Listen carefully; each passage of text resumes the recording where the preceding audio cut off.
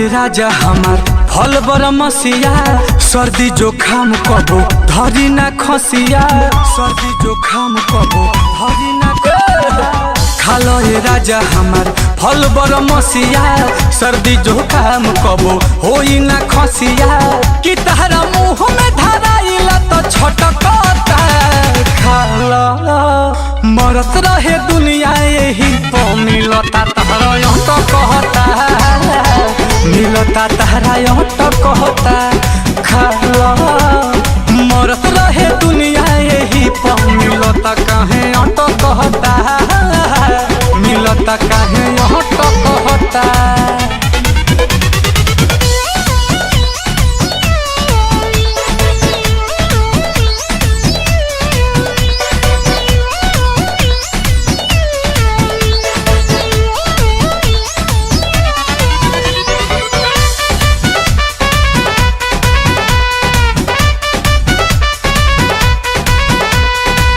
एही खातिर तोहरो चुअत रहे लार हो रहे नहीं हरवा में परी कर बिलार हो रहे नहीं हरवा में परी कर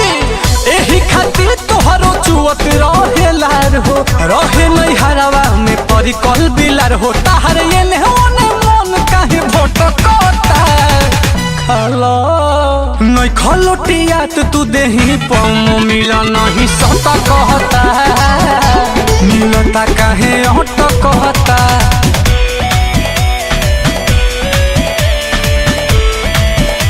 कालिका स्टूडियो आरा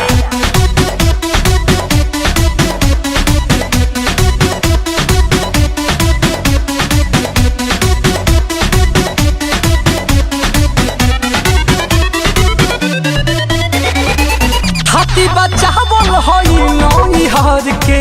इज्जत बचैनी पाठक रोहित अपना घर के हाथी बच्चा बोल होई नई हर के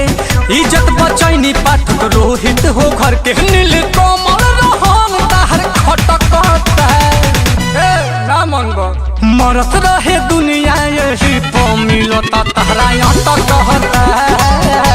मिलता तहरा तो कहता अरे मरत रहे दुनिया यही तो मिलता काहे तो कहता मिलता काहे तो कहता खालो ये राजा मोरा फल बरमसिया सर्दी जोखाम फेरू धरी ना खसिया खालो ये राजा मोरा फल बरमसिया सर्दी जोखाम फेरू होई ना खसिया मुँह में धराइल तो छटकता खाला मरत